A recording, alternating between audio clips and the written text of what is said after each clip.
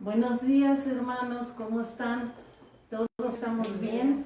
Nos ha dado el Señor un día más para venir a alabarlo, a consagrarnos a Él y a saber más de todo lo que nos tiene que enseñar. Amén.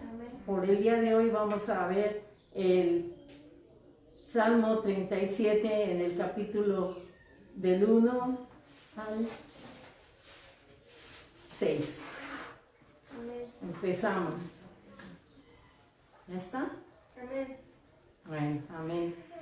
No te impacientes a causa de los malignos, ni tengas envidia de los que hacen iniquidad, porque como hierba serán pronto cortados y como la hierba verde se secarán. Confía en Jehová y haz el bien y habitarás en la tierra y te apacentarás de la verdad. Deleítate a sí mismo en Jehová y Él te concederá las peticiones de tu corazón. Encomienda a Jehová tu camino y confía en Él. Y Él hará y exhibirá tu justicia como la luz y tu derecho como el mediodía. Amén. Más que nada, hermanos, Él nos está dando una manera de comportarnos, confiar en Él, estar siempre con Él, seguirlo. Que ya ven ahora todo lo que está pasando con la pandemia y todo lo que nos están haciendo, que prohibido aquí, que prohibido allá, que nos suban, no bajen. Esas son cosas que tienen que pasar. Pero nosotros debemos estar firmes en Jesús, firmes en Dios, porque Él nos guía, siempre nos guiará. Además, nos da la promesa de que confiemos en Él nuestros más profundos deseos, lo que más deseamos para Él, si es estar con Él todo el día, si es ir a dar la palabra, si es orar e interceder, si es amar a los demás, eso no se nos debe olvidar. Y si nuestros caminos son buenos y nuestra vida va por Él, siempre tendremos oportunidad de dar todo al Señor y de confiar en Él y todo lo que está pasando, como dice el Salmo 91. Caerán 1000 a tu izquierda y 10,000 a tu derecha y tú no te conmoverás, porque Él es tu Dios, Él está bajo contigo y te da la mano y es la roca en donde nosotros estamos. Bendiga, Señor, este culto, bendiga el Señor esta venida a la iglesia, porque venimos a darnos un baño de amor, un baño espiritual. Hermanos, tenemos que confiar en el Señor, como dice, y confiar nuestros más profundos deseos. Él sabe lo que deseamos, que no son cosas materiales, son cosas espirituales. A eso se refiere el Señor. Estamos todos aquí reunidos para eso.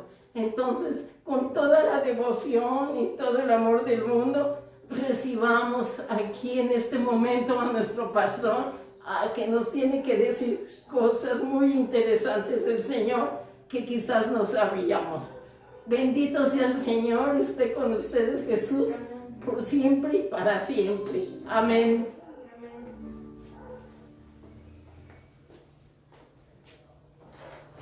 Dios les bendiga, hermanos, bienvenidos sean a este lugar. Hoy nuestra hermana comparte esta palabra, este salmo, esta introducción a este tiempo de alabanza. Vamos a alabar el nombre de Dios con gozo, con canto, porque venir a la iglesia no nada más es pedir, no es solamente decirle a Dios que nos surta todas las necesidades que nosotros tenemos. Venir a Dios es ofrecer nuestra vida, no solamente cantando, sino nuestra vida completa, nuestros pensamientos, palabras, nuestras obras, que todo nuestro ser glorifique el nombre de Dios. Amén. Amén. Así que vamos a alabarle y vamos a expresarle hoy nuestra gratitud a Dios con estos cantos, a expresar nuestra confianza en estos tiempos peligrosos mediante nuestra alabanza también. Y recuerde que aquí el que ministra alabanza no soy yo, es usted. Todos somos ministros y servidores de Dios, y cuando cantamos estamos sirviéndole a Dios con alabanza. Vamos a cantar. Vamos a alabar el nombre de Dios.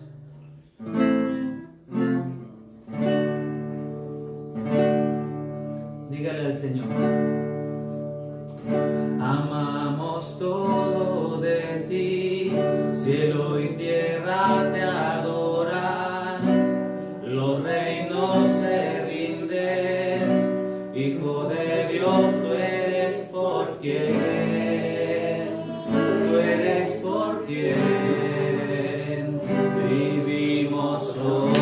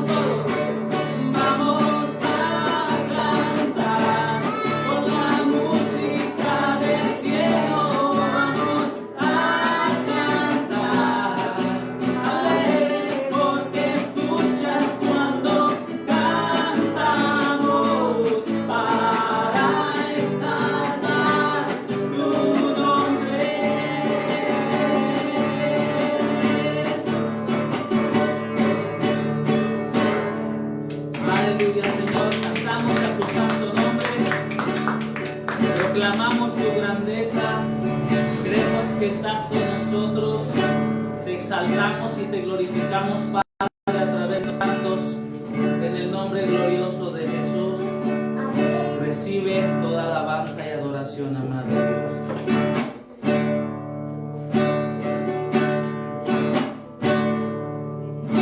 Cántele este canto a Dios.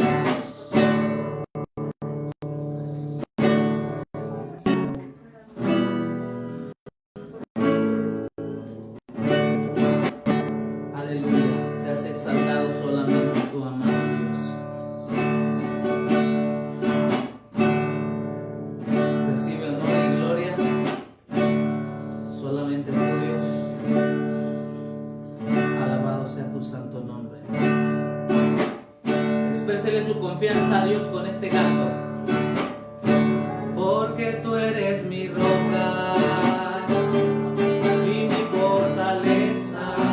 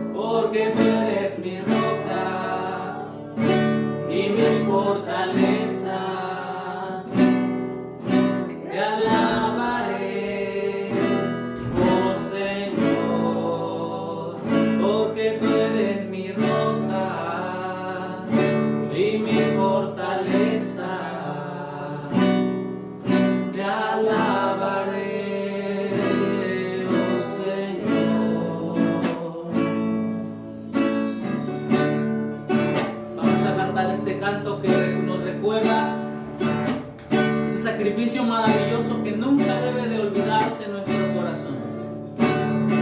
Qué grande amor. Qué grande amor tú nos has dado.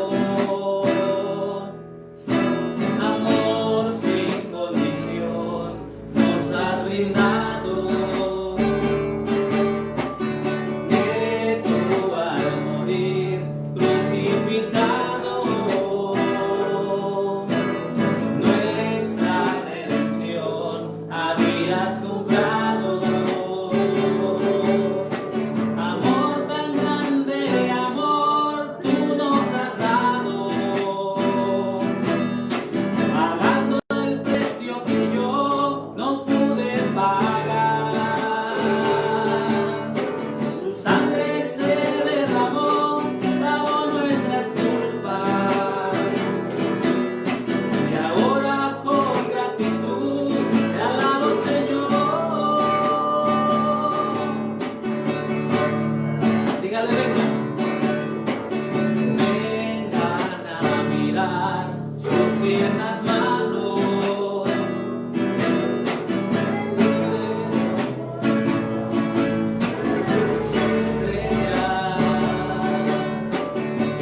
Estrellas como por gruesos clavos se extienden con amor para salvarnos. Amor tan grande, amor tú nos has dado, pagando el precio que yo no pude pagar. Su sangre se derramó, lavó nuestras culpas. Y ahora con gratitud te alabo, Señor. Amor tan grande, amor tú nos has dado, pagando el precio que yo no pude pagar. Su sangre se derramó, lavó nuestras culpas. Y ahora con gratitud te alabo, Señor. Aleluya. Vengan a mirar sus tiernas manos que dieron forma al sol y a las estrellas, heridas con dolor por gruesos clavos, se extienden con amor para salvarnos. Amor tan grande, amor tú nos has dado, pagando el precio que yo no pude pagar. Su sangre se derramó, lavó nuestras culpas. Y ahora con gratitud te alabo, Señor. Amor tan grande, amor tú nos has dado, pagando el precio que yo no pude pagar. Su sangre se derramó, lavó nuestras culpas. Y ahora con gratitud te alabo, Señor. Aleluya, te alabamos. Te bendecimos, Señor, porque tu misericordia es eterna, Señor. Tu misericordia es maravillosa. Tú has sido benigno, bondadoso con todos nosotros. Y a ti nos refugiamos, Señor. En ti confiamos, Señor.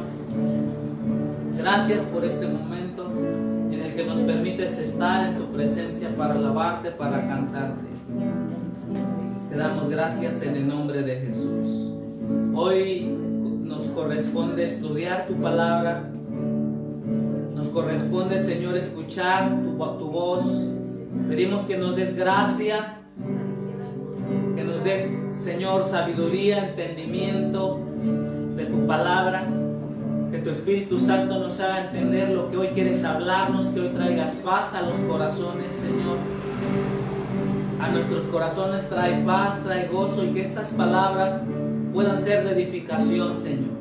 Que tu palabra hoy nos nutra, nos haga crecer, fortalecer y edificar nuestra vida espiritual. Usas la vida de este siervo, Señor, para compartir tu palabra, aprender más acerca de los principios de liderazgo en la iglesia, Señor. Crecer en el conocimiento de tu palabra y vivir cada día enfocados y entregados totalmente a ti, Señor. Hoy guíanos, ayúdanos. Necesitamos la luz, la guianza de tu Espíritu Santo hoy, que hemos de estudiar tu palabra, que los que están allá en sus hogares, viéndonos a través de esta transmisión, sea en vivo o horas después, también sean bendecidos, edificados juntamente con nosotros. Te adoramos y te damos las gracias hoy, amado Dios. Amén y amén. Tome su lugar, mis amados hermanos.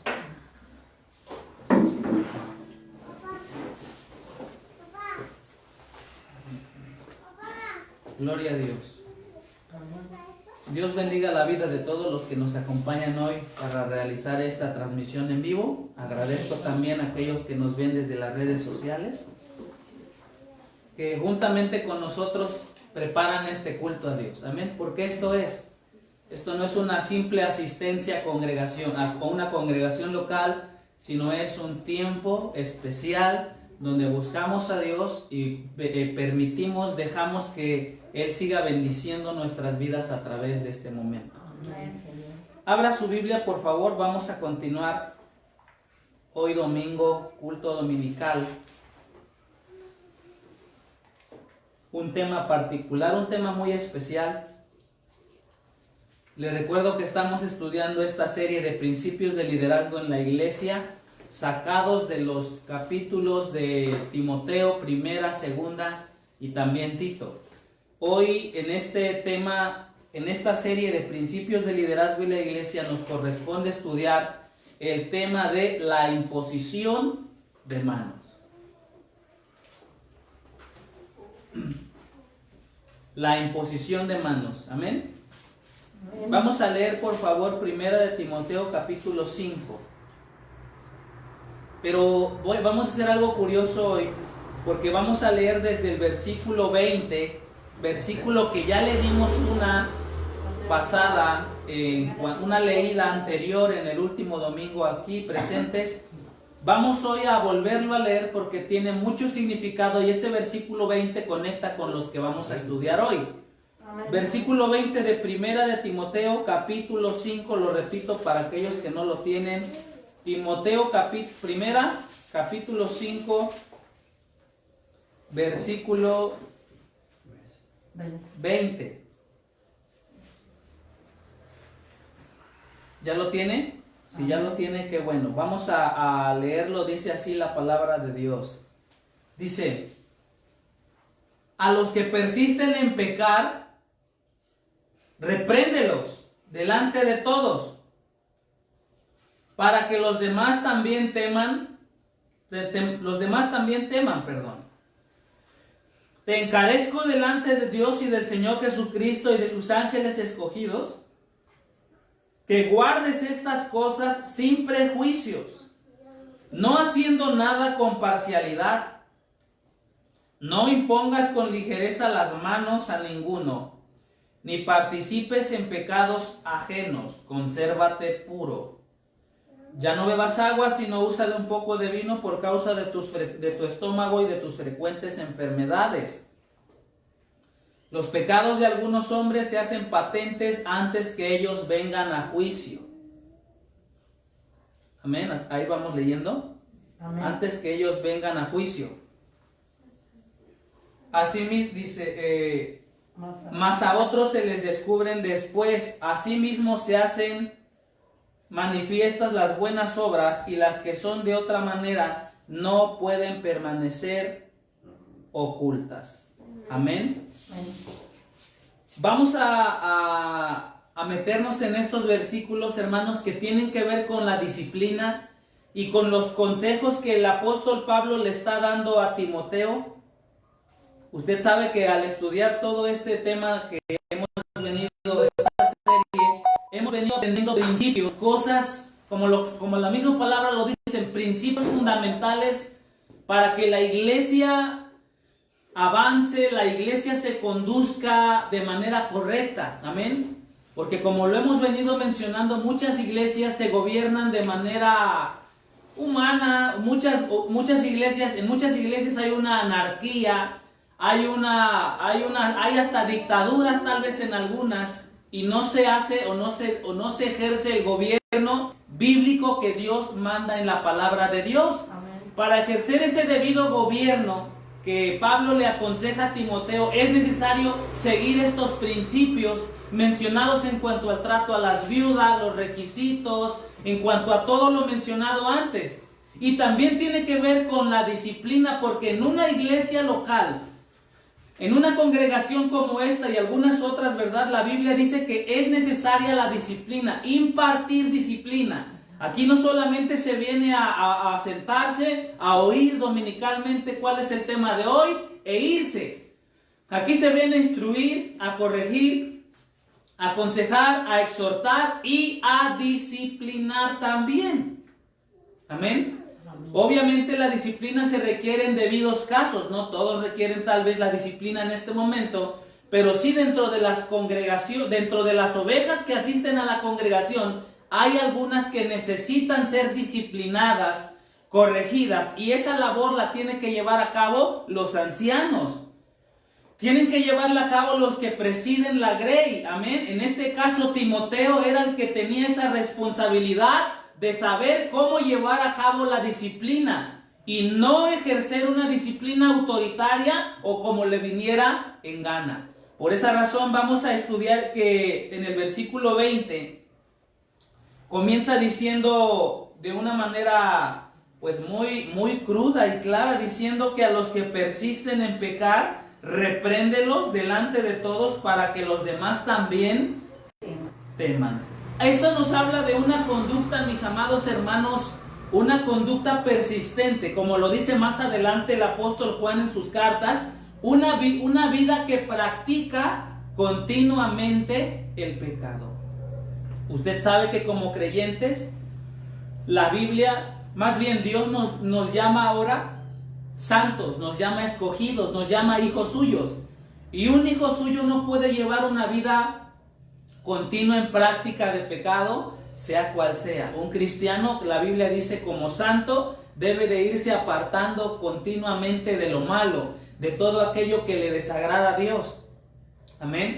Pero obviamente no todos acatan este mandamiento, porque qué bueno fuera que todas las congregaciones, todas las ovejas fueran obedientes y se esforzaran debidamente, pero gracias a que existe un libre albedrío en todos y una opinión particular en todos, esto también, hace que muchos de los que vienen a la congregación no se sujeten a la voluntad de Dios.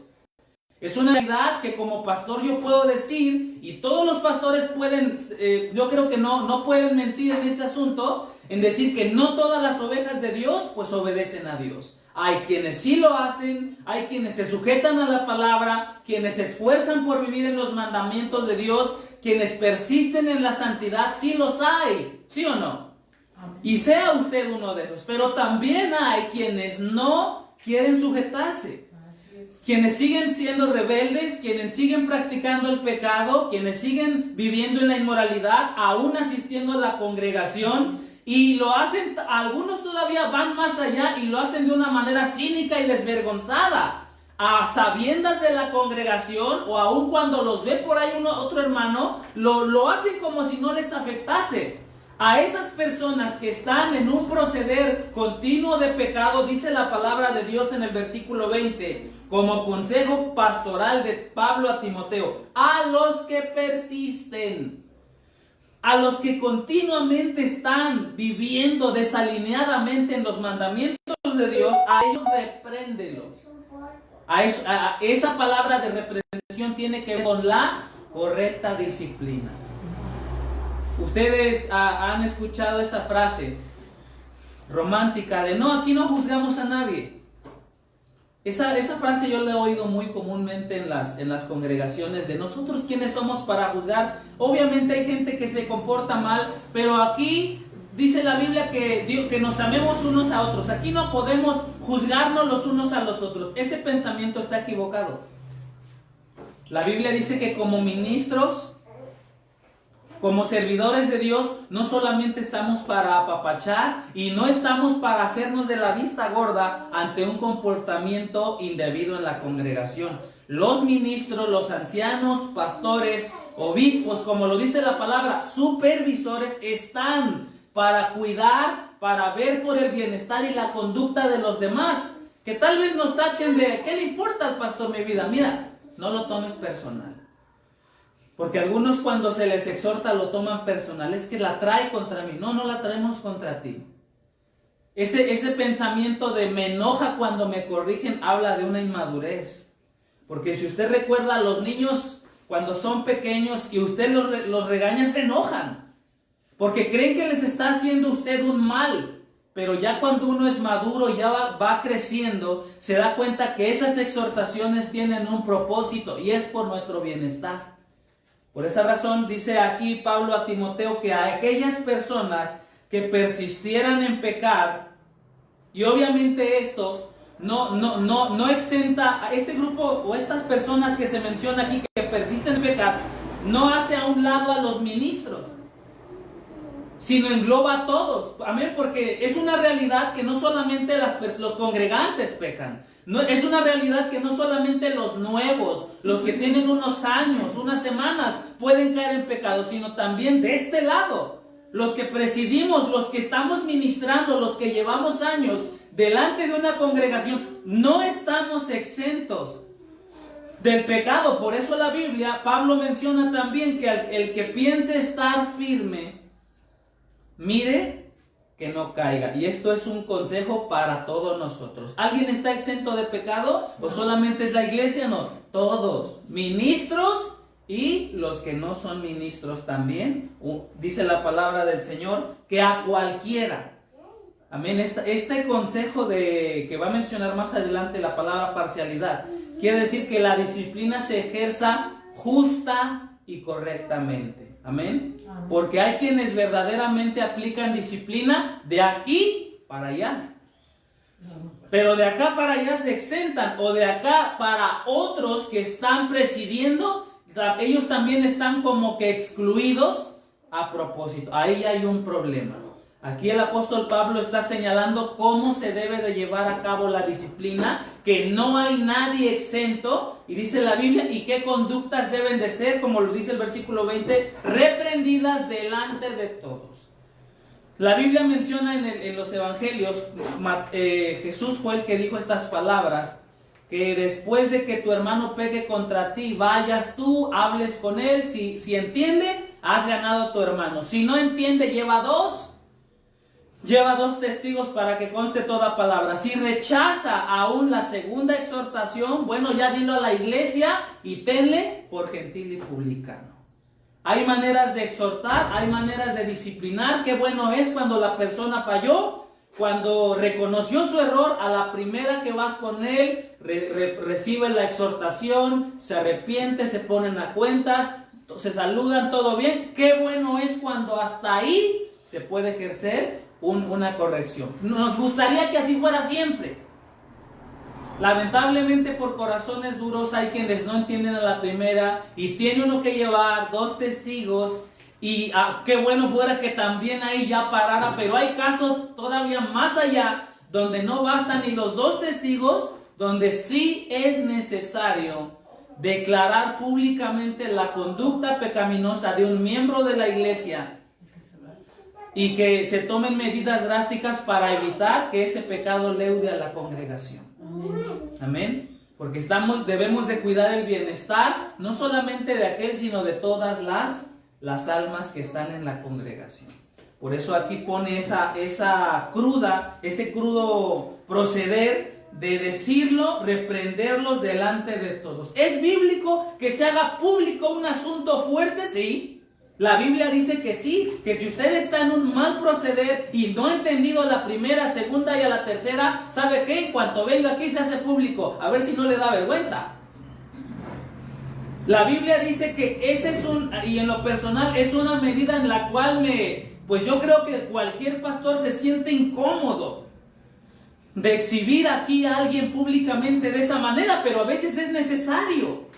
Si por ejemplo aquí hay una persona fraudulenta que ya ha fraudeado 5, 6 veces, 7 veces, se le ha ido, se le ha hablado, se le ha amonestado, se ha ido el que recibió el agravio, se ha tratado de poner cuentas con él, lo mandó a volar, llega el pastor con 2 testigos, los manda a volar y sabe que ya es necesario que se haga público este asunto. Y que obviamente para prevenir que siga fraudeando personas dentro del cuerpo de Cristo y gente de allá afuera. Y si esa persona no acata, ¿sabe qué? Pues lo sentimos, pero aquí mientras usted no se alinee a la palabra de Dios y continúe con una conducta perversa, no, usted necesita estar fuera de la congregación. Y arrepiéntase por el amor de Dios. Amén. Pero sí son medidas drásticas a las que personalmente no nos gustaría llegar.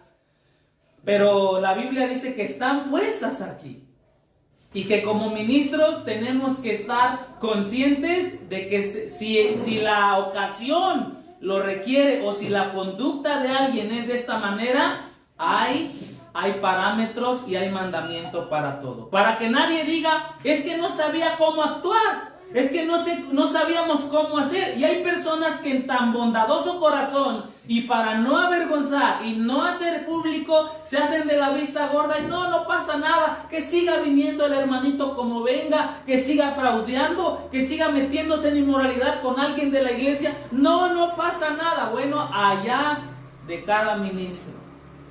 La Biblia dice ahí que este es el mandato crudo, muy claro, incómodo tal vez para el que lo va a hacer y para el que lo va a recibir, pero dice: a los que persisten en pecar, repréndelos. Dice repréndelos delante de todos, para que los demás también teman. Esta reprensión pública tiene doble propósito. Número 1, pues tal vez a ver si la declaración pública lo avergüenza y le hace entrar en razón, y también no solamente con este individuo, sino que también con los oyentes dicen: wow, aquí se estuvo dispuestos a exhibir esto públicamente. Bueno, esto nos orilla a irnos con más cuidado y a evitar ser nosotros los que estemos en ese lugar. Pero este punto no solamente, como lo dije, es para los de allá, sino también para los ministros, para los pastores. Muy bien, eso está tremendo, porque ha habido casos terribles y lamentables a veces hacemos un señalamiento muy severo a las sectas, que obviamente pues todo ese tipo de sectas traen una vida contraria a la palabra de Dios en doctrina y en conducta. Y somos a veces muy claros al ver, tenemos muy buena vista al ver las fallas pues de las sectas y otro tipo de doctrinas, pero no nos damos cuenta que dentro del cuerpo de Cristo, que dentro de la cristiandad, estamos hablando de pastores, ministros, diáconos ordenados, de congregación local o de la congregación universal, ha habido escándalos. Ha habido por ahí acusaciones graves, señalamientos, inmoralidades destapadas, salen a la luz, 3 matrimonios, cosas así que como cristianos no estamos exentos. Y esas cosas aún deben de hablarse. Y si ocurriera una aquí de algún líder, ministro, la Biblia dice cuál es la manera como se debe de proceder. Que no nos hagamos de la vista gorda, sino que los ministros, los ancianos, los servidores de la iglesia actúen como la palabra de Dios lo dice. Y no por ser pastor no vamos a decirlo. Si es un descarado, si es un desvergonzado, que se ha sabido y hay antecedentes, etcétera, y la congregación no es que es un ministro de la iglesia, es un pastor de la iglesia. No, la Biblia dice esto se tiene que hacer público.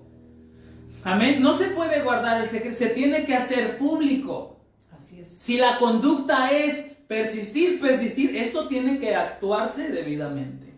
Amén. Por eso recuerde que para meterlo en el contexto, este consejo de Pablo a Timoteo tiene que ver con la disciplina, de cómo se debe de llevar a cabo una disciplina dentro de la congregación local. Ahora, en el versículo 21, vamos lo voy a leer en una cita bíblica, en una versión más moderna, porque tal vez hay quienes no entiendan qué significa la palabra encarecer. Te encarezco. Es muy raro ocupar en nuestro español occidental, mexicano, esa palabra. Yo no le digo a mi hijo te encarezco, ni yo lo entendía muy bien, ni creo que él lo entienda también. Pero bueno, en la versión Dios habla hoy, vamos a leer ese mismo versículo. Dice así, desde el 20, a los que siguen pecando, debes reprenderlos delante de todos para que los demás tengan temor. Y esa palabra te encarezco se traduce de una manera simple y sencilla, te encargo. O sea, también esa palabra de te encarezco se traduce, te ordeno delante de Dios te pongo. O sea, esta frase con la que Pablo introduce este versículo habla de mucha solemnidad. Habla como que poniendo a Dios por testigo de que estos mandatos y consejos del apóstol Pablo para Timoteo, ahí están. Timoteo, delante de Dios como testigo, dice el versículo 20 ahora en la Valera. Te encarezco delante de Dios y del Señor Jesucristo y de sus ángeles escogidos, que guardes estas palabras. Que guardes estas palabras, dice que guardes estas cosas sin prejuicios, no haciendo nada con parcialidad. ¿Qué significa? Que estos consejos en cuanto a la disciplina, dice Pablo, yo te pongo delante de Dios como testigo, Timoteo. Esto es muy importante, esto es muy solemne y Dios está por testigo que te lo estoy diciendo. Porque si mandamos a alguien a la guerra, dicen por ahí sin fusil, si ponemos a ministrar a alguien y lo mandamos así que ministre, que predique, que sea pastor, no lo formamos, no lo enseñamos, no lo instruimos, que pastoree como Dios le dé a entender, eso es un grave error. Por eso las iglesias están como están. Pero Pablo, consciente de la seriedad en cuanto al manejo de una congregación local, y consciente de la responsabilidad de la disciplina para fomentar un correcto bienestar en la iglesia, dice, te pongo a Dios por testigo. Eso es, hermano, no sé si usted lo entiende, pero eso es una palabra muy seria. O sea, Dios, aquí está Pablo poniendo a Dios como testigo junto con Cristo, junto con toda la corte celestial de ángeles, ¿verdad? Dice, ellos están de testigos aquí, que te estoy diciendo estas palabras y deben de ser guardadas. Y va a agregar dos palabras muy interesantes. Déjeme leerlo ahora otra vez en la Dios habla hoy porque no lo terminé de leer, para que vaya entendiéndolo. Te encargo delante de Dios. ¿Sí? Te encargo delante de Dios. Es algo así como, pues, habla de la reverencia, de la importancia. Dice, y de los ángeles escogidos, que sigas estas normas sin hacer distinciones ni preferencias. ¿Cuáles normas debía de seguir Timoteo, a las cuales se pone a Dios por testigo? Diga, las mencionadas atrás, las de la disciplina. Amén. Oiga esta palabra, ay de aquel ministro, ay de aquella congregación que en cuanto a la disciplina no siga estos mandatos, porque Dios está viendo nuestro proceder de cómo llevamos a cabo una disciplina. Si somos negligentes, si excluimos y exentamos y damos más favor a unos que a otros, dice Dios, Dios te vio. Dice la palabra de Dios, Cristo y sus ángeles te vieron y no atendiste ese encargo como lo dice ahí. No atendiste el encargo de conducir la disciplina debidamente. Ahí dice así, que sigas estas normas sin hacer distinciones. ¿Las normas de qué? ¿O en cuanto a qué? En cuanto a la disciplina. Amén. ¿Hay normas para la disciplina, mis amados hermanos? ¿Lo estamos entendiendo? O podemos decir, o le hacemos como la Iglesia Católica, échate unos 20 Padres Nuestros, unas 15 Ave Marías y ya estás del otro lado. Échate un pacto con Dios, siembra, ofrenda y no pasa nada. ¿Cuáles son las normas de la disciplina? Diga, ahí están. Obviamente no vamos a hablar, esto es solamente un contexto para que entienda de qué está hablando. Pero dice ahí que esas son las normas, dice el apóstol Pablo, que debe de hacer sin distinción. En la Valera se utiliza la palabra prejuicio y se utiliza la palabra parcialidad. ¿Sabe lo que es un prejuicio? No perjuicio, prejuicio. Pensar lo que no, cuando no sabe. Prejuicio, como lo dice bien la palabra, es una palabra compuesta doble. Sí. Pre significa es antes, juicio es juzgar, un juicio desde antes. Entonces, lamentablemente vivimos en una sociedad llena de prejuicios, juzgamos sin conocer muchas cosas y en la iglesia no podemos estar haciendo prejuicios. Sin embargo, sí ocurren los prejuicios. Por esa razón, cuando haya que corregir conductas pecaminosas y hacer disciplina en la iglesia, si somos prejuiciosos, vamos a cometer errores. Por ejemplo, si una persona, Dios la rescató de ser tranza, de ser, como decimos en México, tranza, fraudulenta, se arrepintió y se convirtió, y ocurre un fraude en la congregación y decimos, fue él. Oiga, ¿cómo tengo yo la seguridad de que sea este hermano? Yo estoy prejuzgando, no sé si verdaderamente hay pruebas que evidencien este mal proceder y ya estoy prejuzgando al hermano. Por eso no podemos hacer prejuicios. Dice, sigue estas normas, guarda estas cosas, Timoteo, sin prejuicios. Cuando hayas de hacer disciplina, no seas prejuicioso, tienes que ser diligente, investigar, checar las pruebas, estar al pendiente de cómo está la situación para que hagas una correcta disciplina. Amén. No nada más porque vino alguien pudiente o alguien que ofrenda mucho y sabe que, hermano, esta persona me hizo esto, por favor échela de la iglesia, con mucho gusto, hermano, usted de los que ofrenda, muy bien, ahora y sáquese de aquí de la iglesia. Hay gente así. Hay personas que actúan con un corazón que no es el correcto. Entonces, la disciplina se debe de ejercer, diga, sin prejuicios. Sin juzgar desde antes, sin echarle, todavía ni sabes qué asunto y ya estás diciendo quién es el culpable. Yo algo he entendido en estos años pocos de ministro, y es que un día atendíamos un caso. Mire, cuando ocurre una problemática ya en tono ya agudo, ya más fuerte, hemos aprendido, mi esposa y yo, le digo, a veces nos mandaron así, nos pusieron al frente tal vez, y con muchas inexperiencias. Pero yo recuerdo que cuando llegaban estos casos fuertes, cuando llega el agraviado y el agresor, etcétera, los dos tienen la razón. Dice, a mí me hicieron esto, se hace la víctima y aquel, y indagas con el otro también, y no, o sea, es una bronca, hermano. Es un problema porque ¿qué persona va a llegar diciendo, ¿sabe qué? La regué. Nadie. A nadie, dice la Biblia, no nos gusta reconocer nuestras maldades y a veces pretendemos sostener nuestras mentiras aquí en la iglesia. Ese día ahí estábamos atendiendo mi esposa y yo un caso muy difícil donde ya implicaba ya connotaciones de inmoralidad.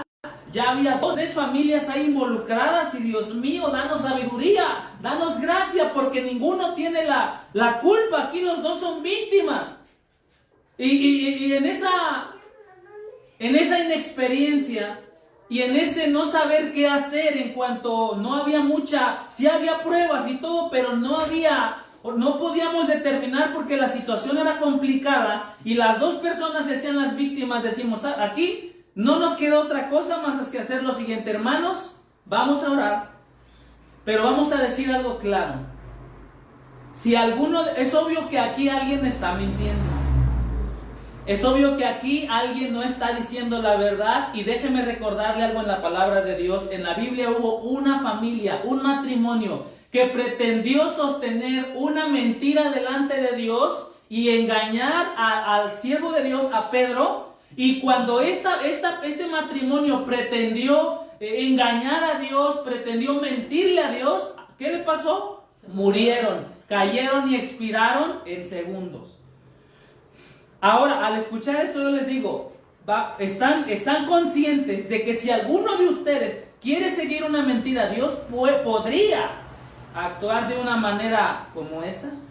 Pues ahí fue donde ya decimos en mi rancho, le midieron el agua a los camotes y como que los hizo reaccionar.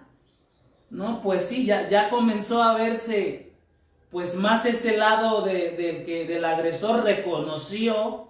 Dijimos, bendito sea Dios, porque era una situación en nuestra cortos años de ministerio muy complicada, y nos vimos forzados a actuar de esa manera con ese recurso, y la persona pues pudo haber reconciliación, se pidieron perdón, tuvimos que tomar medidas en cuanto a distanciamiento y todo, y bendito sea Dios, pudimos salir de ahí. Pero esto nos habla de que las situaciones son complicadas cuando hay problemas que resolver, donde hay ya implicadas 2, 3 familias, 4, 5 personas, etcétera. Pero la Biblia dice hay normas que seguir. Y sobre todo no podemos prejuzgar. Amén. Número 1, no podemos prejuzgar ni señalar antes sin conocer. Hay muchas pruebas, eso me lo aconsejaba después un pastor. Mira, cuando hay un problema y venga alguien a quejarse de un agravio, no le creas primero a ese. Escucha al otro también, porque este va a venir a echarle tierra al otro y el otro al otro. Pero escudriña, escucha las dos versiones, investiga, sé diligente, pídele gracia a Dios, ora, ayuda, toma la palabra como sustento para poder resolver, y Dios te va a ayudar. Y así es como, gracias a Dios, hasta este momento hemos podido ir saliendo de ese tipo de problemáticas que siempre existirán. En la iglesia, si alguien le dice aquí no hay problemas, aquí no hay conflictos, bueno, pues ¿de qué está hecha esa iglesia? ¿De ángeles? No, aquí somos seres humanos que erramos, que cometemos pecado, que a veces agraviamos a alguien, que herimos, que somos heridos, y para eso están los pastores. Para que la iglesia continúe en una armonía y en un bienestar conforme al de la palabra de Dios. Y eso no se llega sin una disciplina y sin entender las normas en cuanto a la disciplina. Sin prejuicios. Y aquí viene la segunda, que es una de las más importantes también, sin parcialidad. La palabra parcialidad significa tomar parte, o significa en su idioma o en su etimología inclinarse hacia. Porque en la versión, déjenme leerle otra versión, porque me llama la atención las palabras que va a utilizar aquí. Dice en la versión Nueva Internacional: te insto delante de Dios y de Cristo Jesús y de los santos ángeles a que sigas estas instrucciones. Considérelo instrucción, mandato, ordenanza. Considérelo como lo que es. Sin dejarte llevar de prejuicios, y oiga esta palabra como la traduce la Nueva Versión Internacional, ni favoritismos. Escuché bien, favoritismos en una iglesia. A muchos tal vez les parezca, ¿hay un poco de favoritismos? No, no los hay. Sí los hay. Le digo, normalmente cuando la congregación, que no todos se comportan de la misma manera, distintas formas de pensar, de ser, de actuar, en fin, pero nos damos cuenta que hay un problema en cuanto a los ministros, que podemos caer en un favoritismo. Cuando hay personas que aman a Dios, se entregan a Dios, son diligentes, son cuidadosas, son atentas, responsables, íntegras, diligentes, esas personas las apreciamos, las amamos. Hay gente que contribuye mucho a la obra de Dios, que es muy generosa, muy dadivosa, sin que uno ande ahí exigiendo, las hay. Y a ese tipo de personas las apreciamos, las debemos de amar, de exhortar también, pero también debemos de estar conscientes que si fallan, todas esas buenas obras y buena conducta no los hace estar exentos. Ay, es que ¿cómo voy a reprender al hermano si es el que diezma harto? ¿Cómo voy a reprender al hermano si es el que nos regaló las 70 sillas aquí en la congregación? ¿Cómo voy a reprender al hermano si la otra vez me entregó un diezmo de 15,000, 20,000 pesos? ¿Cómo le voy a llamar la atención a ese hermano? Ese es el riesgo. Que ante buenas personas o personas que se conducen intachablemente, hermano, qué bueno por ellas, las apreciamos, las amamos, pero no están exentas de disciplina. Amén. No están exentas de corrección. Y cuando el pastor, ¿verdad? Vamos al otro lado. Si estos son buenos congregantes, etcétera, y están los del otro lado, los que no son fieles, los que son desobedientes, desatentos, irresponsables, negligentes. Esas personas, ¿qué debemos de hacer? Ve conmigo, apreciar, amar, cuidar de la misma manera que a estos. Un cristiano no puede hacer distinción. No puede decir, estos son los que me importan más. Estos son los que valen. Con estos me voy a enfocar. No, la Biblia dice que como ministros se nos ordena a no ser parciales, a no inclinarnos y a no darles un favor mayor a ellos, una mayor atención a ellos. ¿Sí me va entendiendo? Por eso la palabra de Dios enseña, Pablo a Timoteo le aconseja, sigue estas instrucciones, no te dejes llevar por prejuicios ni favoritismos. Porque en la iglesia a veces hay quien tiene a sus favoritos. Este hermano es el que predica bien padrísimo. ¿Cómo lo voy a exhortar, Señor? Enseña mejor que yo. Padre, no, este hermano es muy fiel a la obra. Este hermano donó el lugar donde hemos construido el templo. ¿Cómo lo voy a exhortar? Mira, así haya dado 5 estadios. Así sea una persona que diezma hasta el eneldo y el comino como los fariseos. Así sea una persona muy diligente, muy etcétera, muy buen proceder, diga conmigo, no está exento. No está exento. Así sea una persona que me ha hecho muchos favores, también no está exenta en cuanto a la disciplina. Eso le está aconsejando Pablo a Timoteo, no haya prejuicios, no haya favoritismos, porque lamentablemente en muchas iglesias cuando se sabe de un pecado congregacional y el hermano pues es el que más diezma, no dice nada y no se hace nada, y aquella persona pues sabe que el pastor lo estima por sus buenas aportaciones económicas y se encaja y sigue en un mal proceder. Al fin el pastor no le dice nada por cuanto ya se dio cuenta que es uno de sus favoritos. Aquí en la iglesia no podemos tener favoritos. Déjenme decir una cosa, ni Dios tiene favoritos. Así es. Dios no tiene favoritos. Dios no ama a Pancho más que a Carmela, ni a José más que a Felipe. Dios ama a todos por igual. Amén. Y si Dios no hace distinción de personas, es más, ¿quiere ver un ejemplo de que Dios no es imparcial? No es parcial, perdón. Cuando uno de sus santos, aquel hombre llamado el dulce cantor de Israel, aquel hombre mencionado como el hombre conforme al corazón, llamado David, rey de Israel, el dirigente de la congregación, el salmista, el valiente, aquel hombre ilustre de Israel peca, Dios dice, no, pues ¿cómo lo voy a exhortar? No, pues es el rey. No, imagínense a Dios guardando silencio o haciéndose de la vista gorda con uno de sus más ilustres siervos. Jamás. No lo hizo Dios, dijo Dios, ¿sabes qué, David? ¿Pecaste? Ahorita vamos a arreglar cuentas. Y envía a Natán, a uno de los más fieles, más encumbrados servidores. Dios lo tuvo que amonestar. Y así a todos, hermanos. Así a todos los ha corregido. En Dios no hay favoritismos. Hay de aquel ministro que dice, esta oveja merece toda mi atención, esta oveja merece todo mi esfuerzo, mi tiempo porque contribuye. La Biblia dice no. La Biblia dice aquí, todos los congregantes son iguales.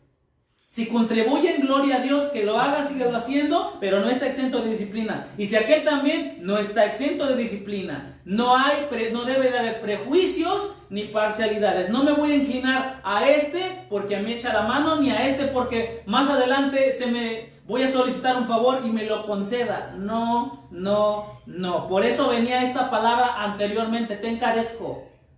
Dios está delante de ti. Y que guardes estas instrucciones sin prejuicios ni parcialidades, porque donde lo hagas, atente a las consecuencias. Ministro, si estás haciendo parcialidad o a la hora de resolver un conflicto le das el lado a aquellos que prácticamente de los que los tienes como favoritos, ten mucho cuidado. Mucho cuidado, sin favoritismos, sin prejuicios. Amén. Dígale que tiene a su lado, no estás exento de corrección ni disciplina. Ni yo estoy exento de corrección ni disciplina. Nadie está exento. La Biblia dice que como hijos legítimos, todos tenemos el privilegio, véalo de esta manera, de ser disciplinados y corregidos. Si no fuéramos corregidos ni disciplinados, eso es seña, dice el libro de Hebreos, que somos unos bastardos. Amén. Vamos a seguir leyendo el versículo 20, ya leímos el 21. Ya entendimos este contexto de la disciplina, donde no hay nadie exento, que la disciplina no es solamente para ovejas, es para pastores, para ancianos, para líderes, para diáconos, diaconisas, evangelistas, pastores, maestros, obispos, para cualquier persona es la disciplina. Todos debemos de ser partícipes de ella en alguna etapa de nuestra vida. Versículo 21, de aquí ya se saca la columna vertebral del mensaje. Todo esto era necesario mencionar para que no se fuera por un lado, sino que entendiera por qué este tema. Bueno, en el versículo 22 en la Reina Valera, disculpe que lo traiga de versión en versión, pero solamente para aclarar algunas dudas. Versículo 22 dice, no impongas con ligereza. No impongas con ligereza las manos a ninguno, ni participes en pecados ajenos, consérvate puro. Aquí se menciona una práctica. Dice, no impongas con ligereza las manos a ninguno. Muy bien. Esa frase de imposición de manos, déjeme decirle que la imposición de manos es un tema muy especial. De hecho, en la carta a los Hebreos se menciona como una de las doctrinas y de los rudimentos que todo congregante debe de saber. Y decía un pastor muy sabio, que a veces somos cristianos y que desconocemos muchas doctrinas. Yo conozco cristianos, aún pastores, que no saben la doctrina de la Trinidad. Yo conozco pastores que ni siquiera saben qué es el nuevo nacimiento. Conozco congregantes que no saben qué es la imposición de manos o para qué sirve. Conozco gente cristiana que ni siquiera sabe qué es el bautismo, qué simboliza, etc. Eso nos habla de que el ser cristiano no nos hace conocedor de todas las cosas como varita mágica. Un cristiano debe de ser diligente en este conocimiento. Y si no sabes algo, pregúntalo, hermano. Para eso estamos. Decía un profesor que tuve en la escuela, y disculpe la expresión, ¿verdad? Solamente es una ilustración que me llamó la atención y me hizo entender muchas cosas. Decía este profesor, no es burro el que pregunta, sino el que se queda con la duda. Claro. Pues si usted desconoce algo, usted tiene todo el derecho de preguntarle a su pastor, oiga, pastor, ¿y esto? Oiga, hermano, ¿y eso? Esto nos ayuda a nosotros a ser diligentes y no estancarnos. Porque cuando la iglesia no pregunta, está toda muda, se conforma, creen todo lo que dice el pastor, ¿qué le exigen? No le exigen nada. Y el pastor no se prepara, cada día hace sus sermones más light, porque la congregación no está interesada en aprender. En la escuela hay que preguntar muchas cosas. En la iglesia hay muchas cosas que preguntar, y las que no sepa cómo responderle, permítame estudiar un poco, documentarme un poco para poder responder. Ahora, esa frase de la imposición de manos es una práctica. En algunos comentarios dice un rito, como quiera llamarlo, una ceremonia, como quiera llamarlo. Es una práctica que va más allá desde el Antiguo Testamento. Con esto quiero decir que va más allá desde el Antiguo Pacto. Llega y se remota a los tiempos patriarcales. Desde allá se ve. Si usted cree que la imposición de manos es a partir del nuevo pacto mosaico, etcétera, está equivocado. Lea bien el Génesis. Esta práctica se ve desde los primeros patriarcas Abraham, Isaac y Jacob, que tiene varios significados y muchos propósitos. Y es lo que vamos a estudiar, porque para poder entender a lo que se está refiriendo Pablo a Timoteo, vamos a hablar los otros propósitos. Número 1, de una manera breve. En Génesis 48:14, no vaya para allá, se aprecia la imposición de manos. Se aprecia la imposición de manos aquí, llevada a cabo de Israel sobre sus nietos, sobre Efraín y Manasés. Y hace algo curioso, porque era normal que bendijeras al primogénito. Aquí dice la Biblia, Jacob invierte las manos, la mano derecha sobre el menor, la mano izquierda sobre el mayor. Algo muy curioso, impone las manos, José trata de corregirlo y así las deja. ¿Y con qué propósito impuso manos? Para bendecir sus generaciones. La imposición de manos, uno de los propósitos en la Biblia era el de bendecir. Era el de bendecir el futuro, bendecir la generación, sus nietos, sus descendientes. De hecho lo hace Jacob, lo hace más adelante Isaac, lo hacen muchos siervos de Dios en los tiempos patriarcales para bendecir las generaciones futuras, desear que les fuera bien, desear que les fuera mejor, cuando también la Biblia dice que Jacob bendice a sus demás hijos, él también trajo bendición a través de la imposición de manos. Así es. Amén. La imposición de manos se ocupa para bendecir a otros. Ese es uno de los propósitos primarios. Número 2, en Números capítulo 27, 18 al 23. Números 27, 18 al 23. Vemos ahí la imposición de manos con otra aplicación, y es la de delegar o nombrar a su sucesor. Moisés, como líder de la nación de Israel, recuerde que Moisés pues ha sido uno de los íconos más grandes, no ídolos, íconos más grandes de Israel. Este hombre, cuando estaba a punto de partir, cuando iba a morir, Dios se reserva a alguien. Dios iba a tomar un sucesor. No podía ser cualquiera. La labor de Josué, yo un día meditando en este tema, dimos un tema referente a eso. Y si algo entendimos de ese tema era que estar en los zapatos de Josué no fue tarea fácil. No, para nada. Cuando tú estás por suceder a alguien muy ilustre, a alguien muy importante, alguien que ha hecho las cosas muy bien, eso pesa, hermanos. Y si no estás tomado de la mano de Dios, eso te deshace. Por esa razón, si Josué fue efectivo y cumplió y adoró y honró a Dios y adoró al Señor con esa labor bien hecha, fue porque estaba bien agarrado de la mano de Dios. Pero ahí vemos a Moisés, antes de delegarle el cargo, dice la palabra de Dios que tomó a Josué y dice, en el cual hay espíritu, y pondrás tu mano sobre él, delante del sacerdote pondrás tu dignidad y toda la congregación de los hijos de Israel, para que los hijos de Israel lo obedezcan. Entonces Moisés impone las manos delegando su autoridad, su dignidad, su poder sobre Josué. Y Josué llegó a ser el sucesor de Moisés.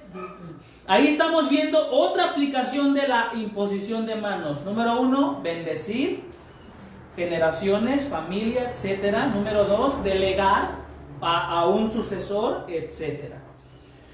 Vamos a ver la tercera y es la consagración sacerdotal. Esto lo vemos en Levítico, capítulo 8, versículo 14, donde la palabra de Dios dice que cuando se debían de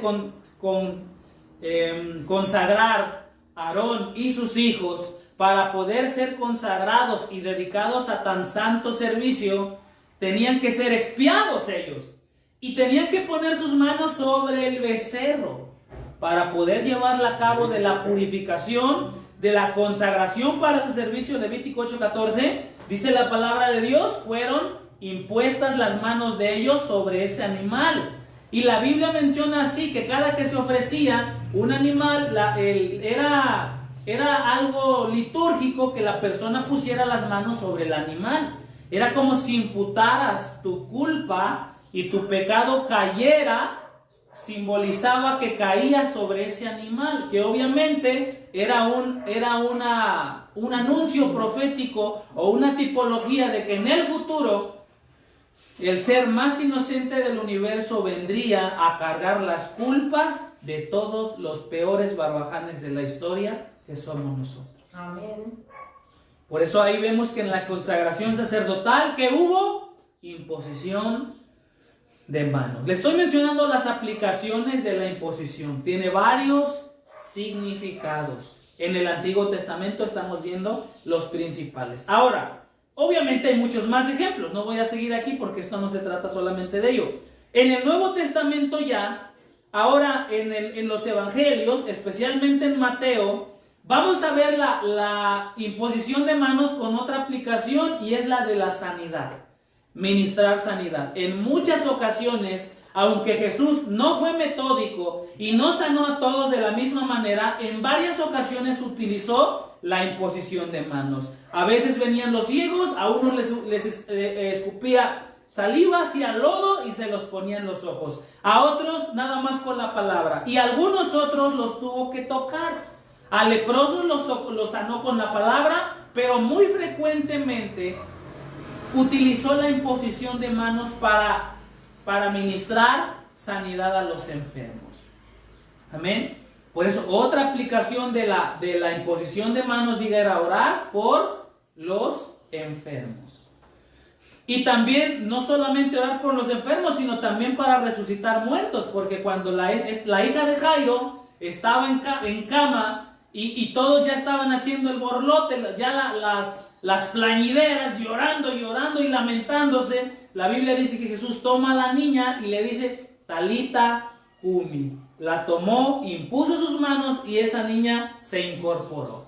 Entonces vemos que la aplicación la imposición de manos se va llevando a cabo con diferente propósito. Bendición, consagración, delegación, aquí para ministrar sanidad, para resucitar ahí, y hay muchos casos en los evangelios, por no mencionar más, pero ahora vamos a brincar al libro de los Hechos. En el libro de los Hechos es cuando la imposición de manos tiene otra aplicación que es la que se va a mencionar ya en Primera de Timoteo. Y esa aplicación es la de ordenar a un servicio al Señor, a una persona. Por ejemplo, vamos a ir a Hechos capítulo 6, versículo 1 al 6. De los otros solamente les di la cita para que los lean con cuidado en su casa. Capítulo 6 del libro de los Hechos, versículo 1 al 6. En aquellos días, como creciera el número de los discípulos, hubo murmuración de los griegos contra los hebreos de que las viudas de aquellos eran desatendidas en la distribución diaria. Entonces los 12 convocaron a la multitud de los discípulos y dijeron, no es justo que nosotros dejemos la palabra de Dios para servir a las mesas. Buscad pues, hermanos, de entre vosotros a 7 varones de buen testimonio, llenos del Espíritu Santo y de sabiduría, a quienes encarguemos este trabajo. Y nosotros persistiremos en la oración, en el ministerio de la palabra. Agradó la propuesta a toda la multitud y eligieron a Esteban, varón lleno de fe del Espíritu Santo, a Felipe, a Prócoro, a Nicanor, a Timón, a Parmenas, a Nicolás, prosélito de Antioquía, los cuales presentaron ante los apóstoles a quienes orando les impusieron las manos para el presbiterio, para el diaconado, perdón. Aquí vemos que la imposición de manos ya no tenía nada que ver con las anteriores. Es una nueva aplicación en el Nuevo Testamento y era para ordenar al ministerio a alguien en particular. ¿Cuál era la necesidad? Los apóstoles no podían hacer todo. Así como hoy en día el pastor no puede hacer todo, necesita más gente, más ancianos, más obispos, se necesita muchas personas para llevar a cabo la obra del Señor. Y la Biblia dice que ¿qué se necesita hacer? Ahorita veremos más adelante, pero los candidatos cumplían ciertos requisitos y se les imponía las manos como acto simbólico. Amén, porque déjenme corregir otro asunto acá. Ya entendiendo, y apúntelo, que esto que vamos a ver habla de la ordenación para el ministerio. El versículo de Timoteo tiene que ver con la ordenación para el ministerio. Mira, y la otra vez yo hablaba con un pastor y me decía, cuando lo conocí, oye, ¿tú eres pastor? Le digo, sí, por la gracia del Señor, el Señor nos escogió, nos llamó, etc. ¿En serio eres pastor? Sí, dice, y fíjese cómo a veces uno medio morboso. Oye, pero te ungieron como pastor, o sea, como, me vio joven y dudaba de que Dios me hubiera hecho el llamado, ¿no? Y obviamente Dios escoge a jóvenes, adultos, Dios es soberano. Pero como no creía, dice, y te ungieron. Y yo recuerdo que en la iglesia donde se me ordenó, llevaban a cabo la unción de los pastores, que en el Nuevo Testamento ya no tiene una aplicación. Le respondí en aquel entonces, sí me ungieron, pero yo sabía que la unción, el hecho de que alguien te eche aceite y te nombre pastor, no te hace pastor. ¿Sí me entiende? O sea, la Biblia dice que ya en el Nuevo Testamento, para ordenar a las personas al ministerio, no es necesario echarles aceite, hermanos. Porque el aceite simplemente era el símbolo del Antiguo Testamento. En el Antiguo Testamento sí se ungía, pero porque no había venido, como hoy en día ya llegó el Espíritu Santo. Recuerde que solamente se derramaba en aquel tiempo, en aquel pacto, solamente sobre sacerdotes, reyes y profetas. Y era necesario derramar aceite y el Espíritu Santo venía sobre ellos. En el Nuevo Testamento ya no es necesario. Por eso si un día me dice, oye hermano, yo soy diácono y no me ungió, no te voy a ungir. La Biblia dice que no, ya no ungimos, porque ya el Espíritu Santo ya está en ti.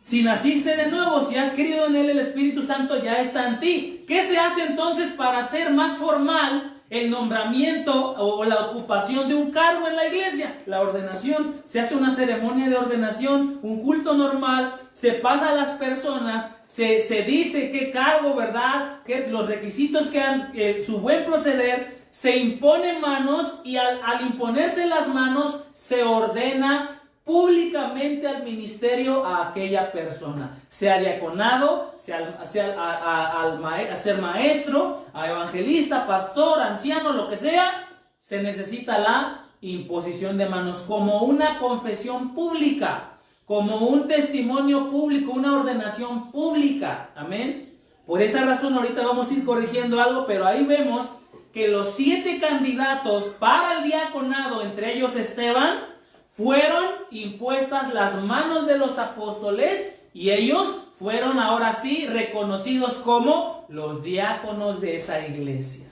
Por esa razón aquí, ahora que hayamos de nombrar diáconos, diaconisas, se hará una ceremonia de ordenación pública. Amén. Para que los demás sepan quiénes son diáconos, para qué están siendo llamados, etcétera.